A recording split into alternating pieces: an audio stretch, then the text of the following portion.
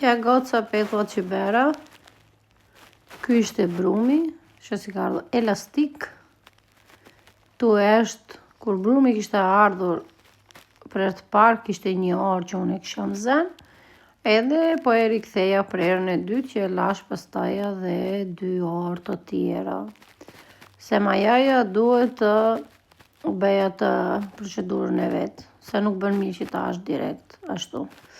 Atëre, këtu e përqafojmë brumin fort edhe e presim shumë me lugë. Bëra disa nga këtoja, si që shikoni. Ja dhe digan ne kemi mbushur plot, e për plot, po i kthejmë petullat që të kuqen mirë. Tani po i heqim ato që janë bërë, e duhet marrin këtë ngjyrën e bukur kështu. Ju si keni kaluar sot o gocani, se po s'ju pyeta si keni kaluar nuk më vete video poshtë. Atëre i heqim që gjitha petullat, një nga një, se janë gati që gjitha. Edhe ja. Kurse të tjerat i kam bërë në këtë formë, këto dolën më të mira akoma, kishin dalë super.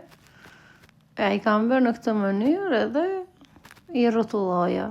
Shumë të thjeshta dhe shumë të shijshme. I kemi shoqëruar, ne i kemi shoqëruar me djath edhe me mjalt. Ju mund t'i shoqëroni dhe me reçel, me çfarë të keni dëshirë.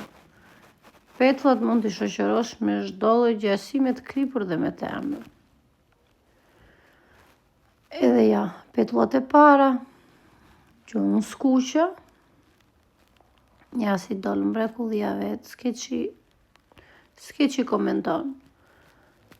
Se petullat janë si të mëdhenj dhe të vegjlit. Unë sot erdha pak në shtëpi se kisha mja 2 punë, edhe akoma si kam mbaruar, edhe do iki sërish në punë.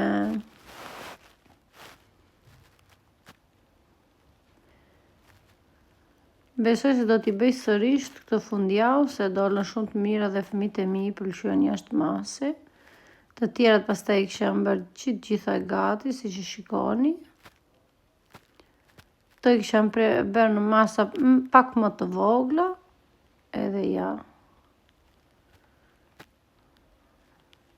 To mund t'i mbush edhe me kreme, se ishin goxha, kishin hapësirë brenda që ti mund t'i mbush edhe me krem, tamam si xhambellat që i thon këtu në Itali.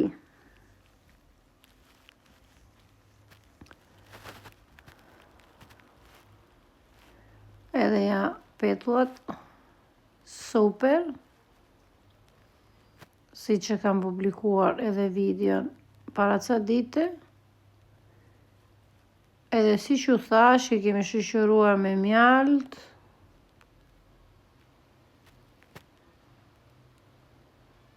Edhe me djath. Ky ishte mëngjesi. Ja, ciao!